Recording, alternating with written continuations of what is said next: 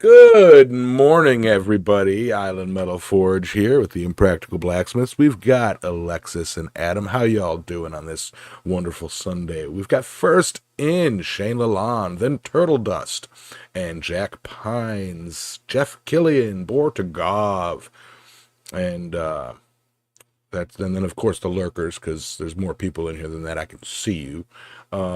Anyway, what is up, everybody? Uh, Fantastic day. It is officially the heat time here. It is going to be pushing 90 here today. So, yay, sweating. um, so we'll get right into it and go with the "How was your week" segment. Yeah, so my week was, I don't know, fairly boring. I only worked a couple days, whatever. Been off for about four, and of course it's Sunday, so I'm back at work. Just can't get a Sunday off these days, and I mean I'm not gonna take that's not gonna happen. But yesterday and the day before, I mean it's hot here. You don't know what hot is. It's there's like here it's like heat advisory. Everybody stay inside until like 7 p.m. And yeah, that's where we're at. So I got I got up at like I don't know 8 o'clock yesterday morning and ran to Lowe's and bought a bunch of new self tapping screws and replaced a bunch of the screws that had fallen out of my carport and got that thing all tightened back up so it doesn't shake as much. So got that done, and by that was about 11 o'clock when I got done with that, and by then it was already too hot to be outside. I was like, oh, soaking wet in sweat, and I was like, nope, I'm going in. I'm done. I thought about working on a project a little bit, and then I was like, yeah, no, too hot. I went inside and played a little bit of Minecraft. I got sidetracked branch mining for like 3.5 hours, and I was like, wow, where did the time go? And then I watched Yellowstone, some more of it. I'm caught up to. I'll start tonight when I get in. I'll start season 5, so I'm excited for that. And other than that, that's my week, fellas. Adam, how was your week? My week I actually spent crook. I come down with the flu, so I'm still kind of recovering from that. I'm pretty much all right now, but Sunday I started to feel a bit. How's it going at work? I got home Monday and I spent Monday through Wednesday pretty much in bed. Seeing neon dragons on Tuesday. That was wonderful fun, floating around my room. But yeah, so that was most of my week. I didn't really start doing anything until pretty much Friday. Saturday, I went and caught up with my HEMA club because we have a festival coming up in July. It's about 2-3 weeks away, and I'll be doing a blacksmithing demonstration there. So they just wanted to make sure that I was still. All good to go and set up on that. Luckily, it's on my week off, so so I just got to basically make sure I have all my tools and everything together in one spot, and some steel and some fuel, some charcoal to go and do that. Thankfully, I pretty much have all that sorted. I'll have to get a little bit more charcoal, but apart from that, it's pretty much all sorted. But yeah, this week was me. I had a list of things I needed to do this week, or wanted to do this week, but that went down the drain when I spent most of the week trying to recover from having the flu. And it's and it wasn't COVID for anyone that comments that it was. It was just the regular good old man flu, and it knocked me ass over for the week, and it was absolutely horrible. So for those of you out there that might not be so much of an issue for you guys, it being summer over there, but the flu that's going around is definitely very, very nasty this year. So make sure you protect yourself and keep washing your hands and staying away from people. We're blacksmiths and we're generally unsociable at the best of times. Yeah. So stay in your forge and do your thing. I tell you, I just had to mute for a second and step away. Yeah, it's not the flu, but sure. Anyway, yeah. Well, glad you're feeling better there. Mm. My week and this is probably going to be ongoing for a while. Hectic as usual, busy, busy, busy. Finished up a lot of stuff. Good news that you guys probably don't care about, unless you like me. So for the past past month or two, I've been working on this job. We call it Dolphin Court because that's the street it's on, and it's a new construction job, and a little bit of we just had inspection and passed, no hits, no electrical hits whatsoever. And now that's a bit important because that is the second job this month that we've had inspected with no electrical hits.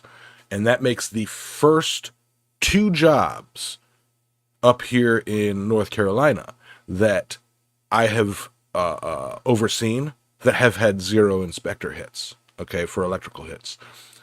When I was working in Illinois, we went, I think, for all the jobs that I did over the course of 11 years up there, I maybe had a total of 3 or 4 inspector hits at all, okay? As soon as I started doing electrical work down here, it was every single job, oh, you got to do this, oh, you got to do this, oh, you got to do this. And it's like, like, no, I don't, really? Okay. So really big deal for me. Having two major job, or one minor job, which is just a service pole, and the other one a major job, where there was arguments with the contractor, and not arguments, but a little bit of back and forths, and finally got inspected, and we're sitting here waiting. Okay, what's our hit list? We know these inspectors are going to give us hit lists, and nothing, no hits. There was one hit on the entire job, and that was a random hole that needed to be filled with fire caulk, which wasn't even us. So, I mean, I did drill the hole and just didn't use it, but anyway. So yeah, it's a kind of a fantastic feeling getting that out of the way. Then I got another job, another long-term job out the way,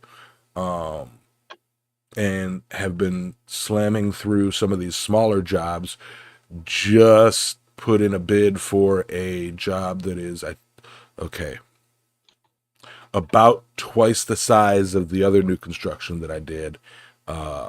And they've heard our names and really want us to do this. It's a new construction. So, like I said, this pace is just not going to end, but I'll take it. I will take it. I will work my butt off. I got, investments to feed. I've got, stuff to save up for. It's like I said, for my truck, last week, I believe I had a guy come and look at it, or I took the truck to a guy to look at it, to take a look at my loose steering, and just a couple of bolts to tighten up, and it tightened it right quick. But he did say that my tie rod ends needed attention, needed to be replaced. They weren't, about to fall off or nothing. I asked him about the September trip, and he goes, "Oh, that should be good for that, but all the better if you can get them replaced. It's about $200 to replace them, and about or $200 to $300 to replace them, labor and material included, and about $200 to $300 to get them aligned, which I have to go to a different shop for because he doesn't have the alignment stuff. So not a problem. So it's like that plus I need to pick up some oxyacetylene gas. It's big money going out, so I'll take the big money coming in. It's just I'm low on time is what I got. So also 1 month until my little brother and his wife move down, and we'll be working our butts off on trying to get the house at least move-in ready. That means floors down and appliances in. I'm going to build some cabinets for them, some just temporary cabinets, and we'll worry about the small details later, well, like siding and some window replacements, etc. But get them down here, get them in, and get them started on their new life. I am super excited for that, and I'm proud of them for making a decision that will benefit them. Because as everybody knows, if you're in my sphere of influence and I can directly help you, I will. So that's me.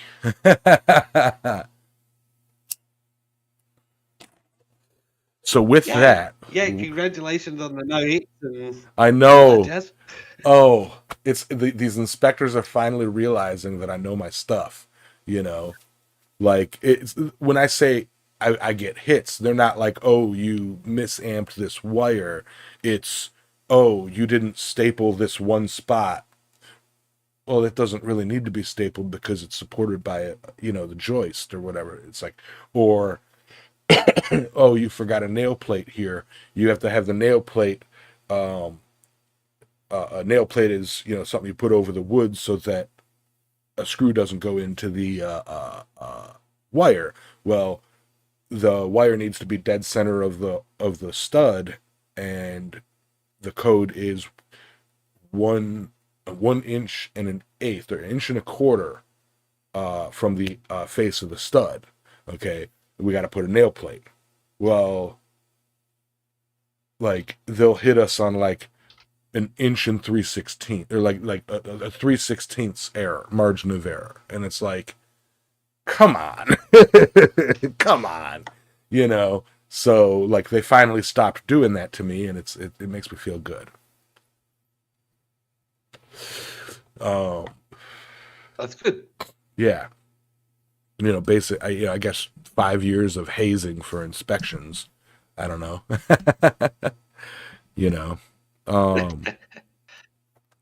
So yeah, that's kind of a big deal in the construction world for me.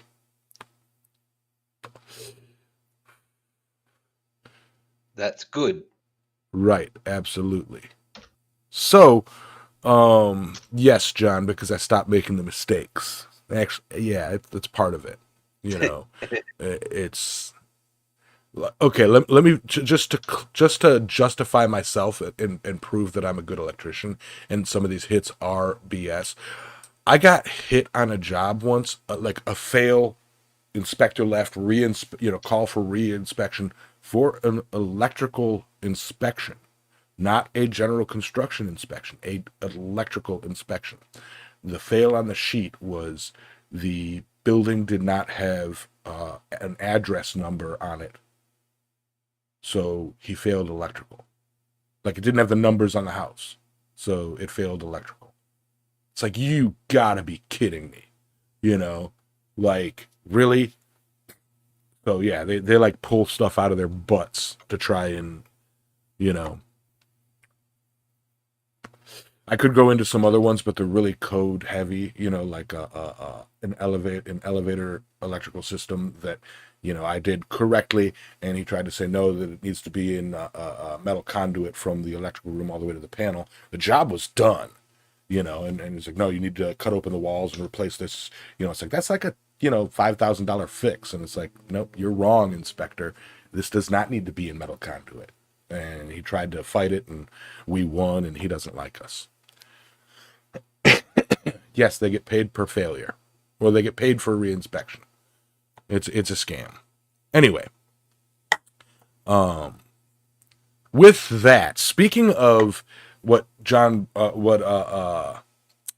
Corwin, gee, Yamas, the lack around here, you can get away with murder. Speaking of piss poor regulations, this is the final week to discuss China. Like that segue? Sorry, we always overhype the eras and the cultures we're talking about, but it is the last week of China, and we are finally discussing Binti steel, aka Chinese Wootz. And in our research, we have found what we all know to be true about Chinese manufacturing. They take others' ideas, and I can't even say improve on them. They take others' ideas and make cheap copies. So that in a nutshell. We'll go into some of the details. Adam, our official historian, has had a chance to peruse this topic and regale us with all the, ball bearing drop noises that he can.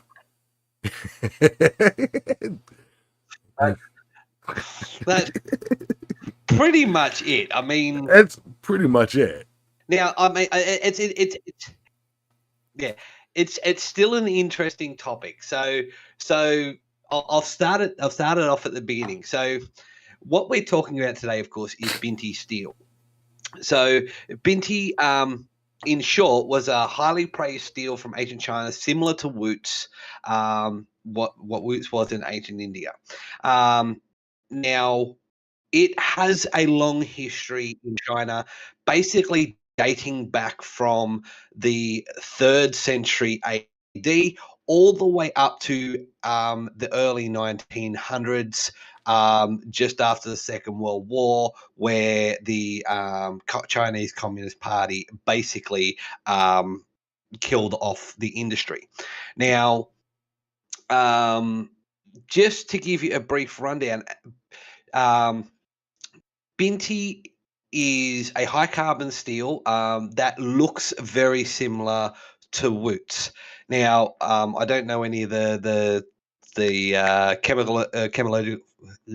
I'm Metallurgical. Englishing well today. The metallurgical or the chemical structure of. I'll leave that to our resident scientist if she has time to be able to talk to it in a little bit.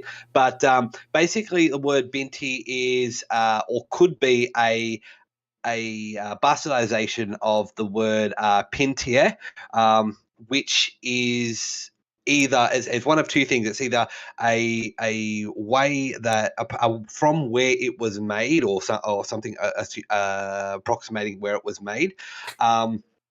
Or it was basically meant foreigners' iron, iron that was gifted. Because initially, in the ancient Chinese records, the term binti first appeared in historical documents of the Bai Wei dynasty between 386 and 534 AD, and was mentioned in official history books. Which were Wei Zhu, Zhu Zhu, and Bishi and Sui Shu many times. According to the records of this period and up to the 7th century, binti was a special product of Persia, and ingots of this iron were frequently sent by Persian kings to the emperors, Chinese emperors, as presents. So we do know that the original term for binti steel did refer to Wootz or Damascus that came from Persia, India, that were along the Silk Trade routes.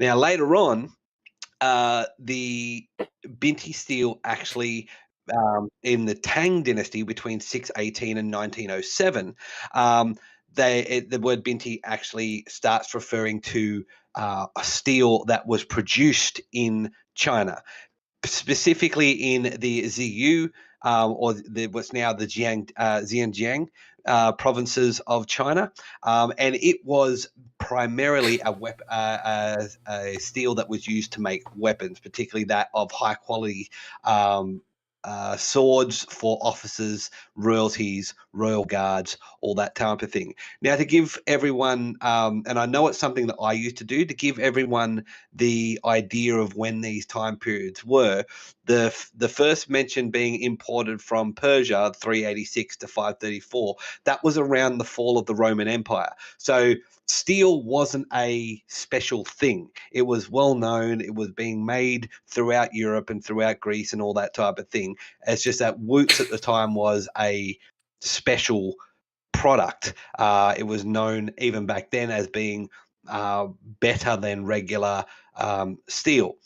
And then just after that, so during the time of basically the Scandinavian or Nordic conquests over Britain, the raiding and all that type of thing.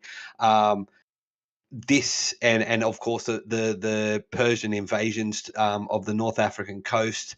That's when the Chinese started making binti themselves. Now, it actually became very important to the Chinese by the end of the Tang dynasty, particularly into the Liao dynasty, which was actually the Mongolians. So this is 916 to 1125 AD during the Mongolian invasion of China and across the Asian steppe into, that's Russia, that's Ukraine, particularly a lot of the Baltic states, which have a very strong Asiatic presence of that period. To confer that is also the time around the period where the Battle of Agincourt, where Britain was actually invaded by the Saxons, and the Anglo-Saxon England became a thing. It's we're talking long shields, we're talking chainmail, we're talking what everyone recognises as traditional Viking swords. So this was a very big time of, and of course your migration era swords and Viking swords that we're talking about at the time were generally wrought iron with steel, wrought iron core with a steel edge. So steel was a well-known thing. We've talked about the Viking steel and all that type of thing in previous podcasts and previous episodes.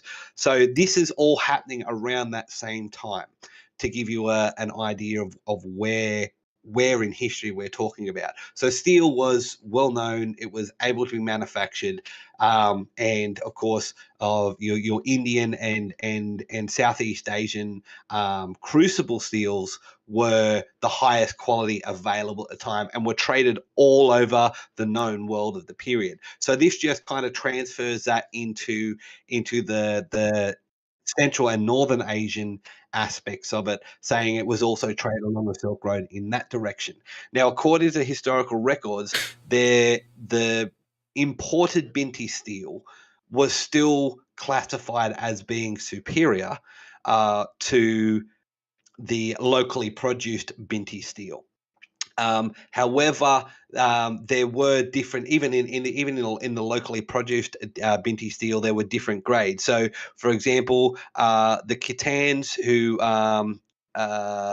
which are the Cathays, which is the Liao dynasty, the Mongolians, they were known for producing some of the better binti steel of that period in China, whereas other provinces of China, which produced other versions of binti steel, were known as being lower quality. And then the Song and Jin empires, and this is also going into the fractured, the many kingdoms period in China, where basically China was no longer one conglomerate country. It fractured into several different kingdoms. The Song and Jin empires, particularly when they were destroyed by Genghis Khan's grandson, basically they had some of the better binti steels as well, and that went on. So during the Ming and Qing period, being 1368 to 1912, so these are the longer, these are two periods where China was, of course, reunited, and then went through basically coming into the modern age. The Mongolians were driven back to their homelands, and many of the secrets of binti production were forgotten.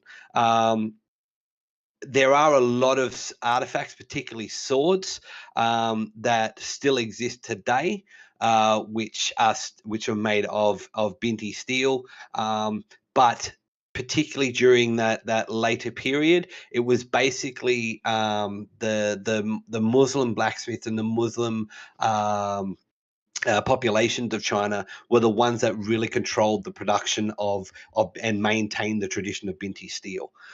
So some of their seals are absolutely gorgeous, and as a layperson looking at it, you wouldn't be able to tell the difference between Damascus and binti, just from the surface and not having an in-depth of knowledge of this. So, like, for example, even myself, just looking at it at the surface, I wouldn't be able to tell the difference simply because they do look so similar. But there are records that fake binti steel which of course would transfer into modern pattern welded steel, has it etches black and of course metallic black and steel color, as opposed to the regular binti steel, which actually you have your brighter steels and your softer steels looks. It's more of a very, very subtle Low difference. contrast.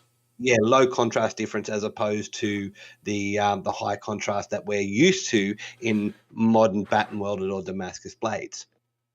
So, and then in more recent science, so basically after 1912, up until the 1950s, the production of binti actually dropped sharply due to not only the cheaper production of international steels, being able to import better homogeneous or mono steels, but also during because of the war, the Chinese Revolutionary Wars, the Sino-Japanese War, and also because of the Second World War, and of course the fall of the Chinese Empire becoming the People's Republic of China. That pretty much the People's Republic of China was the death knell for binti steel. Particularly being controlled and manufactured by a religious minority. And of course, the subsequent persecution of that minority, particularly during the early part of the People's Republic.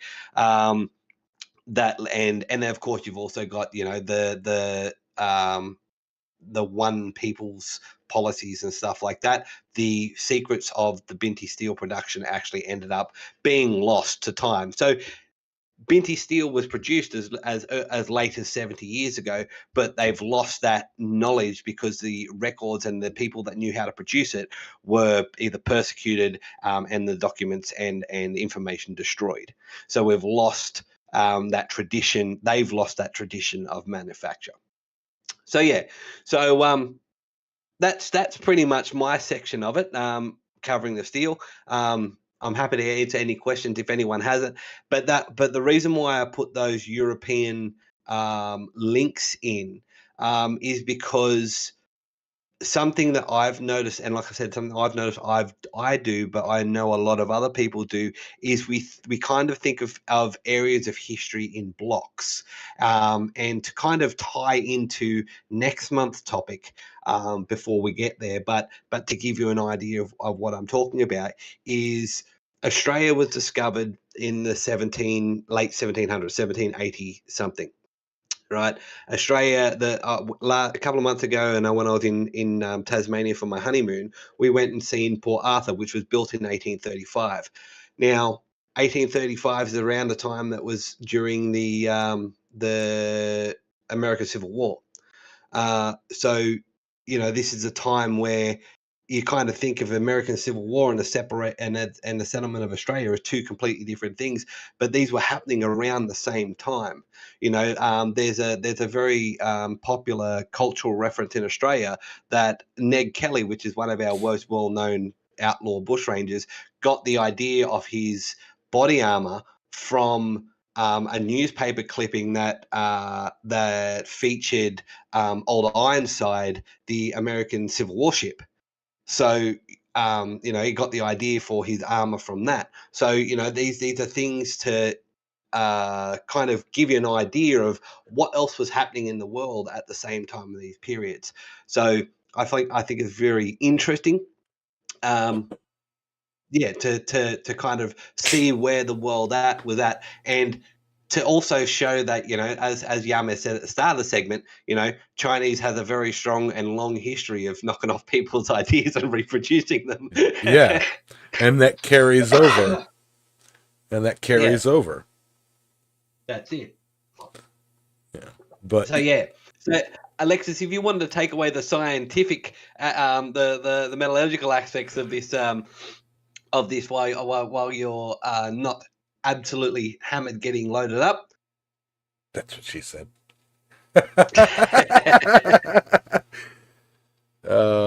Yeah. I'm not sure. Can she hear me at the moment? Or maybe she is being loaded up. Hold on just And I've got to exit and come back in. I'll be right back. Yep. Okay. But yeah, so yeah, um, like I said when we did the intro real quick a couple weeks ago, is we found out this information and had to really look into it in order to go over it accurately, because I didn't want to just be like, oh, it's, Binti Steel was actually before. No, it's a knockoff. It is a knockoff. Yeah, no, I don't have anything on the metallurgical aspect of Binti. I mean, just you know, the origin was more what I was looking into. As far as timing and all that, like was it independently developed at the same time as Wootz, or was it straight up a Wootz knockoff, or was it actually Wootz? It was imported from, I mean, so there were a lot of different interpretations of that, and that's what really I looked at, and I don't know. I mean, my personal opinion is, it started out as an import and then became a knockoff, but Yeah. that's all I really have. I mean, I don't. What do you think it was quality wise, like in the later periods when it was produced itself? Hold on, when it was produced itself, do you think it was of lower quality than Roots or equal to? Well, what do you think? My opinion is I really think that through our research, what we found is that it was lower quality. That they were getting nuggets, essentially ingots of true Wootz out of Syria and Damascus and all that, and paying the prices that were the market prices for it, and went, you know what, no, we can do this, we can make this. And because, as we've shown a couple weeks ago, China being the first era, or the first culture to work with cast iron, they've got a long history of melting stuff down and seeing what they come up with. So it was, they got it, heard that it was a crucible steel, said, you know what, we can do this, and I don't want to knock anybody in history, but I really doubt that they said we can do this better. I think it was, we can make it cheaper, and produce it. We see how well it's selling, how well, how prized this metal is, let's make our own and try selling it, and that, as Adam pointed out, that lasted up until the 70s, I think you said. So it's like 50s. the 50s. So it's like that rings true to history in China, of taking somebody else's idea, making it cheaper, mass producing it, and trying to profit off of somebody else's blood, sweat, tears, and creativity. So that's what I gather from our research. It is not a superior steel. If anything, it is probably just under being equal, because the technology to create it is better than standard casting and crucible steel. Yet it is not as good as its original form. I think one of the I think the quality of it declined over the centuries, more so that originally it may have been a steel that was on par with Wootz, being that you were able to get proper Wootz at the time. And then over the centuries, the quality has declined because the comparison was no longer there. People can go, I want the best quality steel. Let's get some imported Binti, or some Wootz, because that, as we all know, that source eventually ended up drying up. So the quality of Binti would have declined. I also think it's, to a certain degree, there is a certain level of nationalism in there as well, because particularly in those periods, people would have preferred, not only was it cheaper to get something that was close by, but like Swedish would have used Swedish steel. The British would prefer to use British steel. I mean, look at the perfect example of that is Sheffield knives.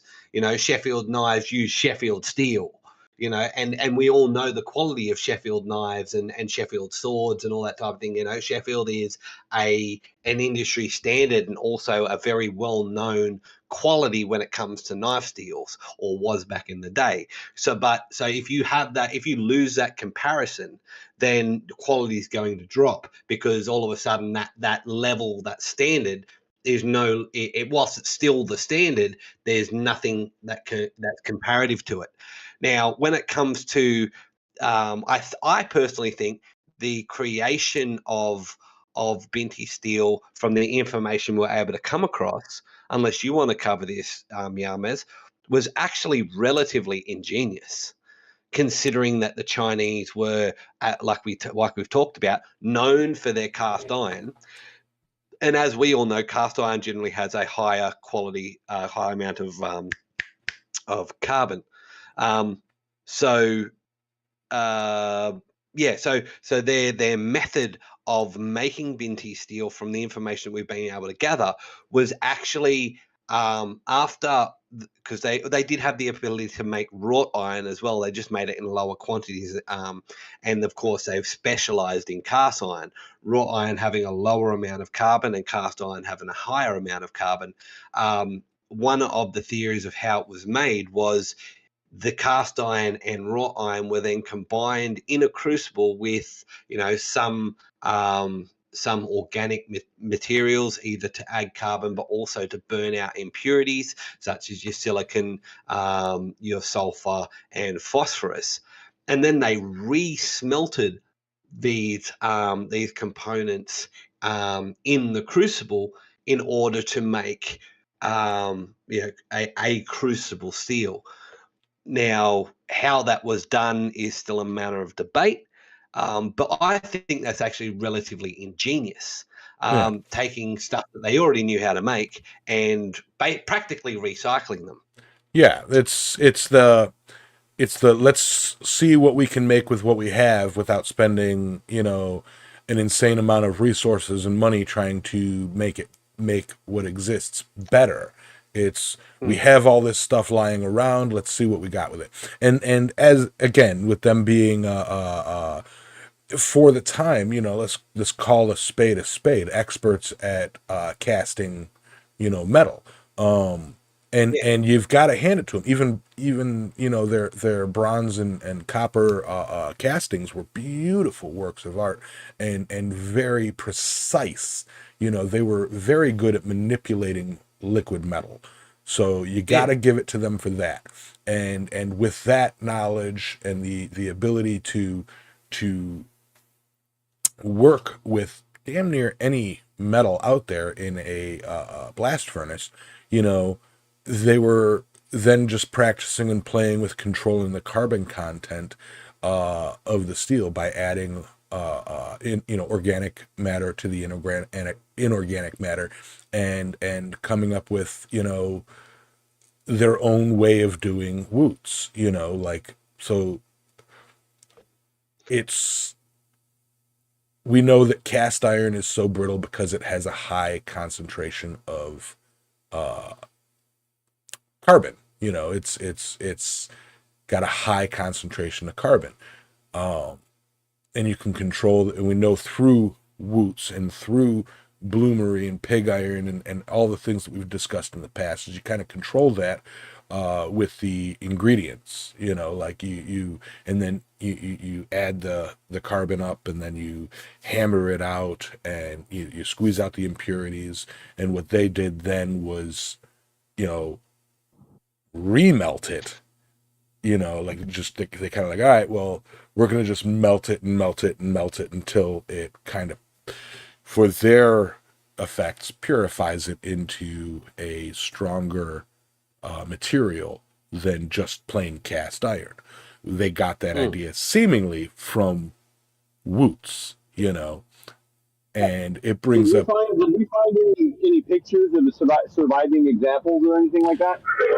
Yes, actually, and that PDF file does have some pictures. I will actually upload the link to that PDF file to the Island Metal Forge channel, so that anybody who, you know what, I can actually put it into this chat. I was going to say the point of me asking that question was so you could just Link grab it. one and throw it up real quick or something. Yeah, Never this mind.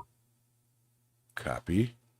I was gonna do it Well, before, but yeah. okay. I mean, and here's another. While you're doing that, Yamas, here's another testament to the quality of ancient Chinese casting ability.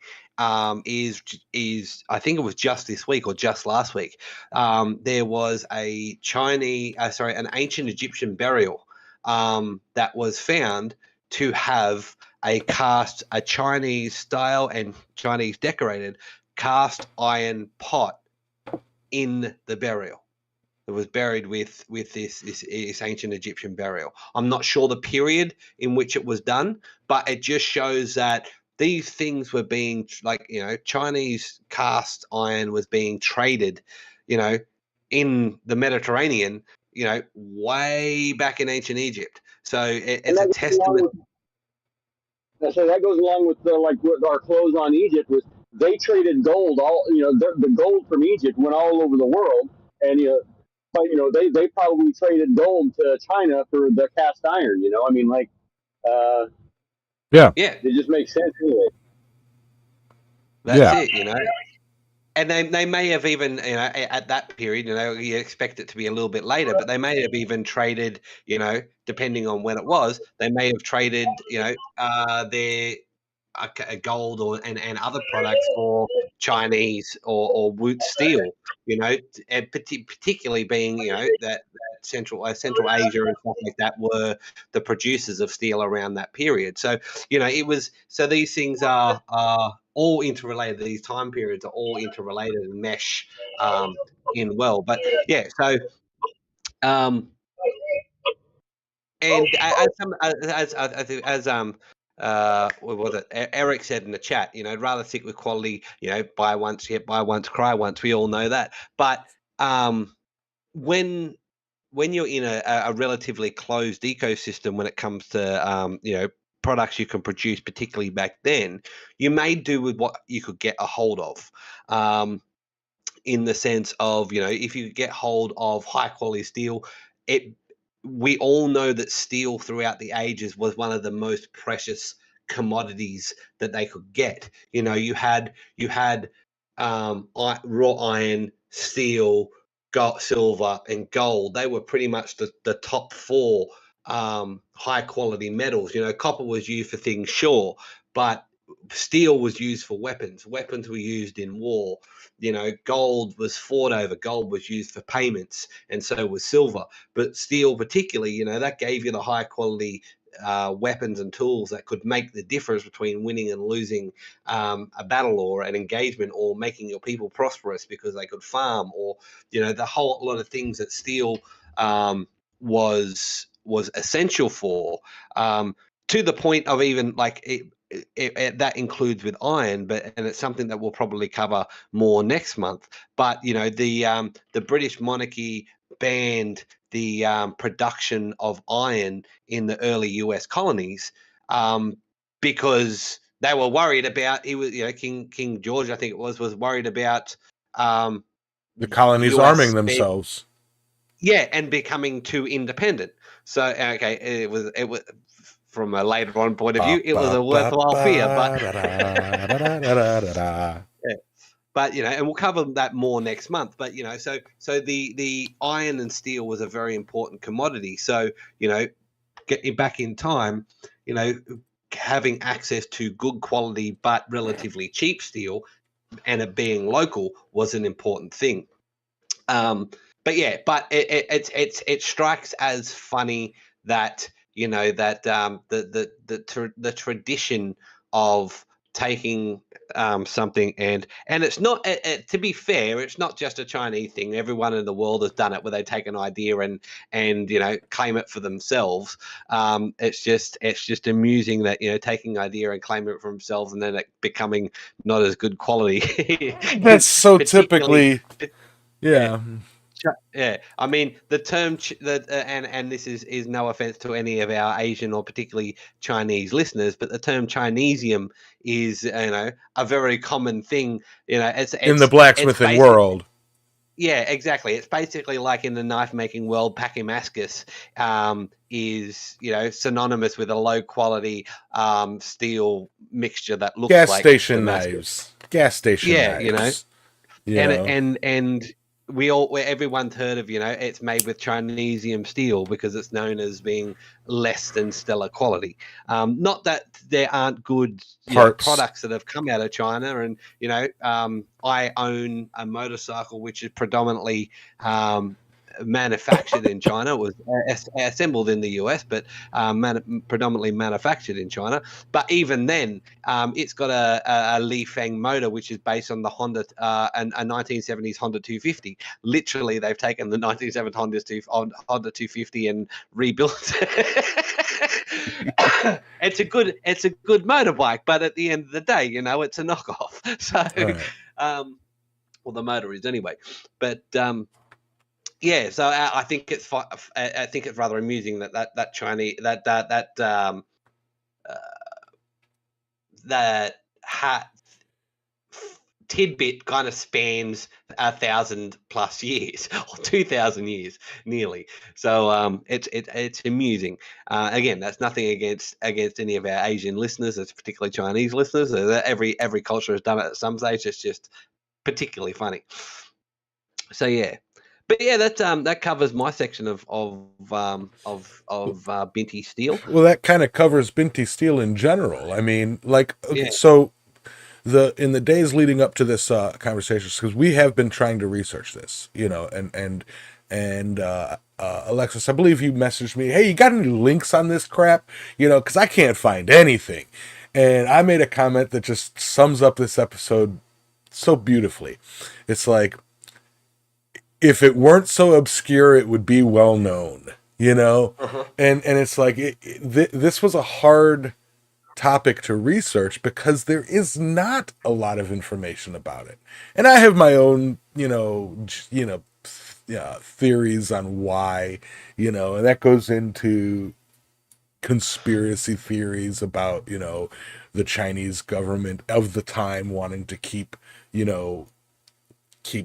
secrets, like, oh, this is ours now, like, let's not share the knowledge, and blah blah blah. But I mean, again, as we researched it, it's like, what knowledge was it? I mean, it's they it's like take for example the during the COVID era, I remember seeing it was an American company. Actually, I believe it was an American blacksmith that came up with the idea and was selling it on Etsy. A brass key, a brass, what they called a COVID key, and it's just a little hole in it that you can use to push elevator buttons, and it's got a hook on it so you can open latch doors and whatnot without touching anything. It's made of brass because the antimicrobial things. And then within like a week or two of seeing that on Etsy, I saw it being mass produced on Alibaba and some of the other Wish.com and stuff like that. And it's like, I saw the guy posted about it and goes, I made this and now it's freaking mass produced from China. What the heck? It's like, yeah, their patent laws there are probably, my conspiratorial brain is going, this has been around since the ancient Chinese secret is we'll steal your patents because we don't have patent laws here. Yeah, that's So it. with that, like I said, it's and this kind of is the final thoughts on it. This was such a difficult topic because there's not much information, and a lot of it is just texts that talk about it, and it's like any Binti steel that exists today is inferior to any Wootz steel that exists today. And when I mean exists today, not that is made today, but that is, artifacts that have been found from that era, Mm. like, I was looking at some pictures and it's like they were pitted and, like the big thing about Damascus, true Damascus Wootz steel is that I guess it was the high nickel content that allowed it to be pretty, corrosion resistant. And I guess the Chinese just said, who cares about that? It's a strong steel. It doesn't need to last long, Mm. so they, didn't bother with any nickel content. If, for Well, example, so all Yeah. the Binti, artifacts that we have today, they're a bit inferior to any, like I just said, Wootz artifacts. But that's just my pure opinion, conjecture, and what we've been able to find and whatnot. So I did link and pin in the live chat for this stream the link. What that link is, it's like WWFT or WWTF Uni Keel whatever .Denmark or something. That's a link to download the PDF of the what we could find on Binti Steel, and we'll probably put that in the podcast description as well if we can. And Mm. just so that anybody who does find this fascinating or does want to look into this for themselves can. So just to respond to Bortagov's comment in the chat there, nobody has mentioned flux. I would have loved to have mentioned more on how Binti steel was made, particularly the fluxes and stuff like that they used. The simple fact is we don't know. Yeah. Apart from saying flux to get Roy into the chat. We just don't know. There's three conjectured ways of how Binti steel may have been manufactured. The crucible method, which I mentioned, mixing cast and wrought, as well as some either charcoal or other biological or plant materials in order to burn out the sulfur and phosphorus that was contained in the iron. That's just one of the methods that was conjectured. Another one was, for example, was that raw iron in a forge was brought up to welding temp, and cast iron was actually held over it, basically hovered over it by an apprentice or a smith, and slowly melted and dripped onto the wrought. And as the wrought was at welding temperatures, it was basically consolidated into a mass. A third method that was mentioned was that it was basically made like modern pattern welded steel, in the sense of you had layers of wrought sandwiched with layers of cast, and then they were brought up to welding temperature inside a wrap of grass and reeds that was coated in basically porcelain, and then they were roasted for up to 7 days in inside a kiln in order to conglomerate the masses. So like those two later methods that I mentioned aren't really a crucible steel as opposed to a pattern welded steel. So considering that in the source material, most of these were Binti was referenced as being as good or an equivalent to the imported Binti being Wootz. I would presume, and chemical and structural analysis suggests that it was very similar to Wootz.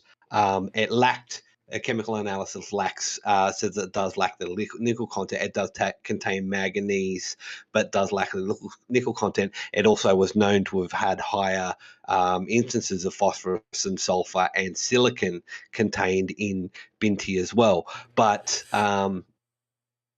again, in order to really be comparative to Wootz, it really has to have been a crucible or semi-crucible steel. The other versions of that I mentioned, the other methods, kind of make it more of a what's it called? I'm having a brain day, where you kind of put the carbon into the outside of the steel. Do you know what I'm talking about? Someone help me. Sorry, I'm responding to Dylan Corwin, trying to put up some pictures on the what's a majiggy. Yep. I'm just having a day. I'm back on my changeover, so I'm trying to think through the fog of limited sleep for today.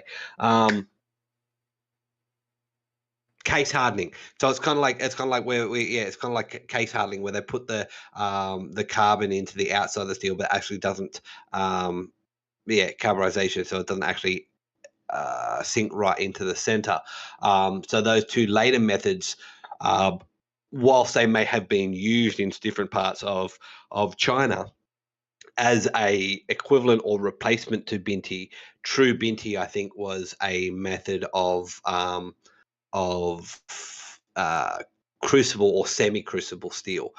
Thank you, Dylan. You, of course, did come up with it as well as I was talking about it. So yeah. Yeah, and it Borzagov, yes, modern Wootz makers do use glass to seal the crucible. Back then it would have been, it was ceramic, being particularly China, porcelain. Chinese were known for porcelain, have been for centuries. So that is a glass, ceramic glass, or whatever you want to call it.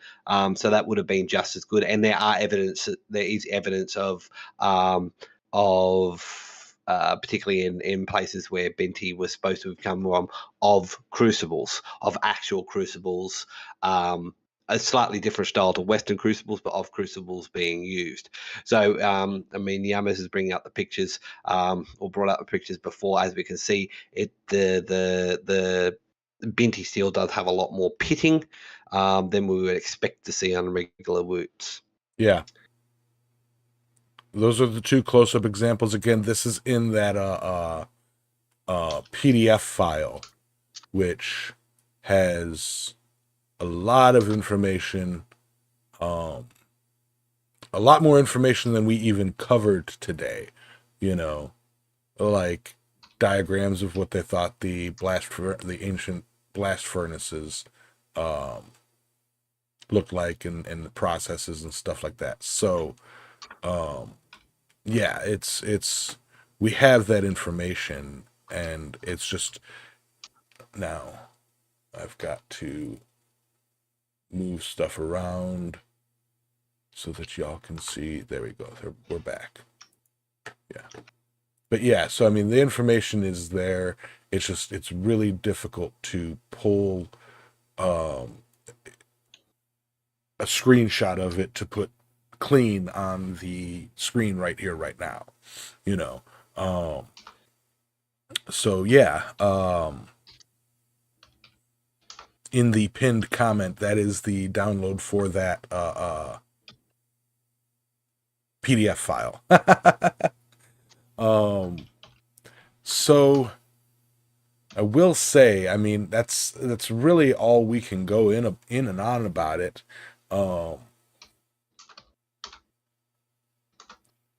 Not much to,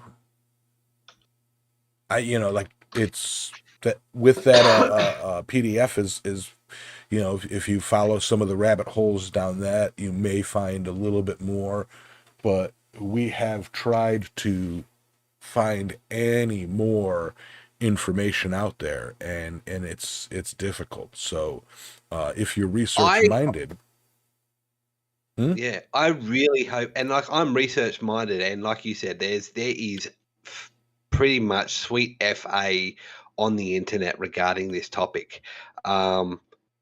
It's, I mean, even Wikipedia has a two sentence paragraph on it. Yeah, It's literally nothing. The top three results are this report. There's a auction house which is selling a Binti steel sword, and then the Wikipedia page which has like 2 sentences. I think it's got 3 to 6 references. Yeah, and so trying to find information on this, and as Yamez says earlier, if it was more well known, it'd be well known. Right. I really hope because just the method, like even if they had a relatively step by step method of manufacture, I reckon this Binti steel would actually be a really good way. Like you've got people out there that we've all seen it where and some people have even tried it where they've tried to make their own bloomery steel. And I know the quad squad every couple of years attempts to do a bloomer, and you've got people out there that have attempted to make their own Wootz and all that type of thing. I think that Binti would be a really, really interesting way to attempt to make your own steel, in the sense of it's a mixture of cast iron, which no one recycles cast iron because it sucks, and some wrought, and by that we could probably use mild steel, and some sort of catalyst and some sort of flux, whack it into a crucible which we can all get hold of, and see what happens. I reckon that would be really, really interesting experiment. But there is so little information on Binti, you can't even make an educated guess onto what it is, because there's just nothing there. Kind of makes me wonder if those who have attempted to make Wootz steel have accidentally made Binti steel without realizing it. Yeah. I think that's exactly what Alexis wanted to say. I think it is. Yeah. over there on screen giggling. But let me see. But being able to set out and make Binti steel and then make Binti steel were. But yes, Dylan, the Dylan questions, so were swords the primary outcrop of Binti steel? That's what it seems to be. That's what it seems to be. Yes. So it seems as though swords and weapons, particularly high quality swords and weapons for those in the upper echelons of government, officers, royalty, or not so much royalty, because royalty would have actually imported high quality Wootz, but the basically the second tier of Chinese social structure would have been the people that had access and used Binti. Later on, it got used for particularly towards the 1900s, and in the in the transfer over to the Chinese People's Party, the Communist China, it became they banned and outlawed the use of steel for weapons unless it was government manufactured steel. So Binti that was manufactured by government became used for weapons. So private manufacture of Binti was more used for kitchen knives and farming tools and stuff like that later on. But particularly during the early development of Binti, from the information I can find, it was particularly used for high quality weapons. Yes. Yeah. So with that, I know it seems Alexis had to duck out. Work got just crazy busy. With that, I suppose we could or should do our final thoughts, because it is pushed past 11 o'clock. And we all know that John Burnell gets very, very bored very, very quickly. I mean, this whole time in the chat, all John's been talking about is motorcycles for some reason. I'm just playing with you, John.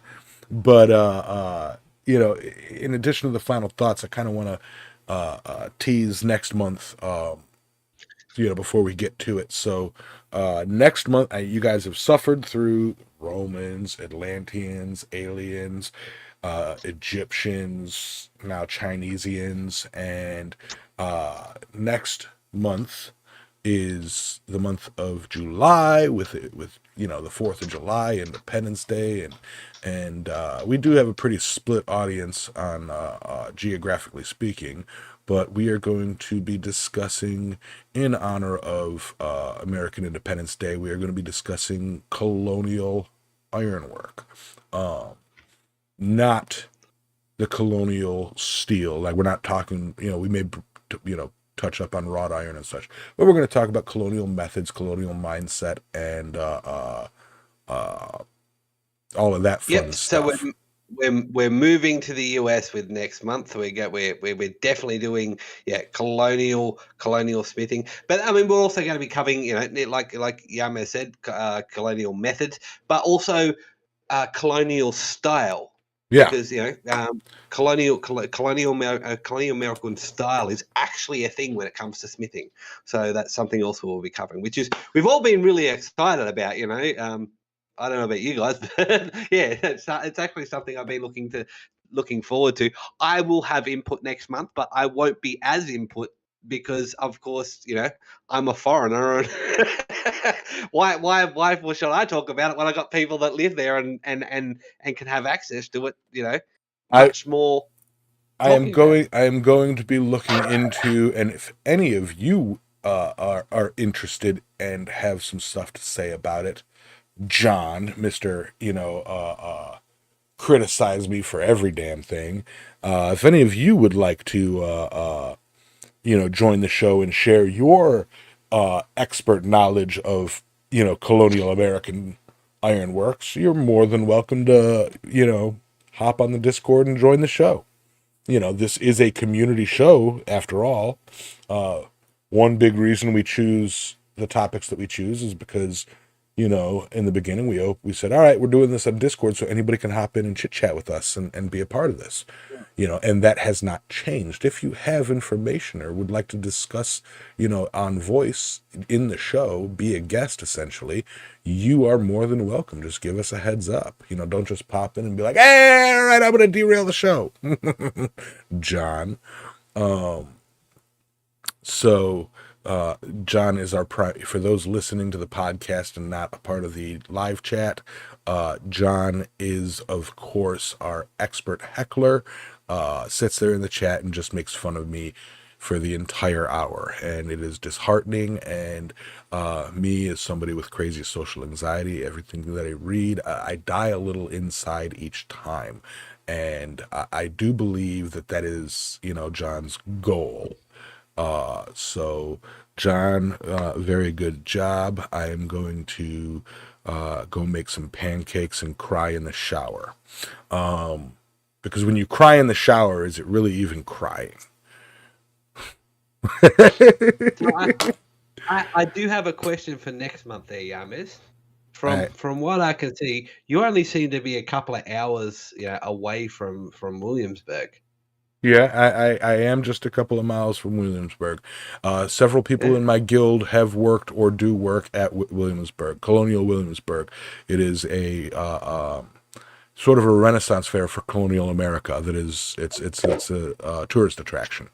I know it is. I mean, that's what I know what it is all the way over in Australia. So I am hoping to put a message out to those in my guild. I never ask a lot of them, and they don't ask a lot of me.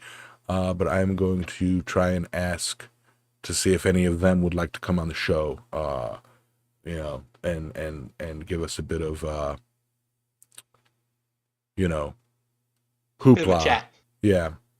We actually Randy Hodges, he used to run the Island Farm down in Manio, and that is the Island Farm blacksmith aspect, and that is a historical museum dedicated to colonial times here on the eastern coast.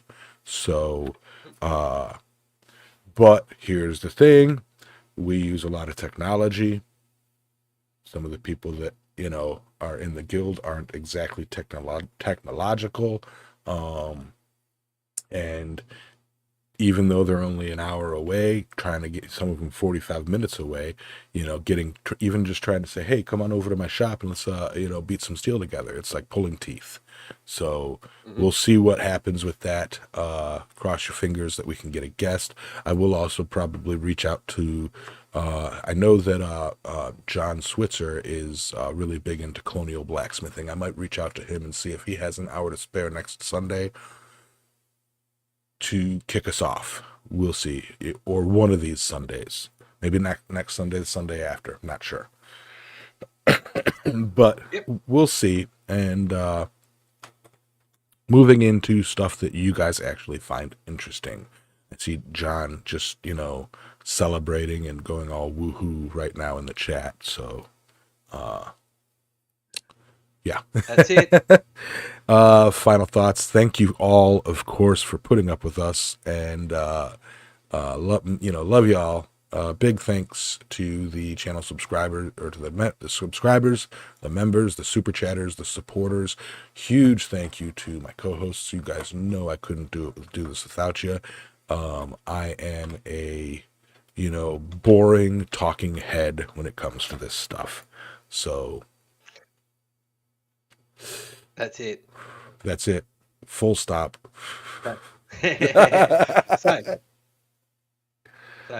considering we didn't do it last show, and Yamas hasn't been played the audio, but guys, thanks for joining us. You can find Yamas on YouTube, Instagram, and Facebook. You can find Alexis at Transcendental Artist Studios on YouTube, Instagram, and TikTok. And you can find me, Adam, at Speedgrass Forge on YouTube, Instagram, and Facebook. If you have any other suggestions for the Tool of the Week, Metal of the Week, or any other topic, including topics that civilization may want us to cover, you can leave it under the hashtag Metal of the Week in the YouTube community chat in Discord, or you can email us at impracticalblacksmith@gmail.com.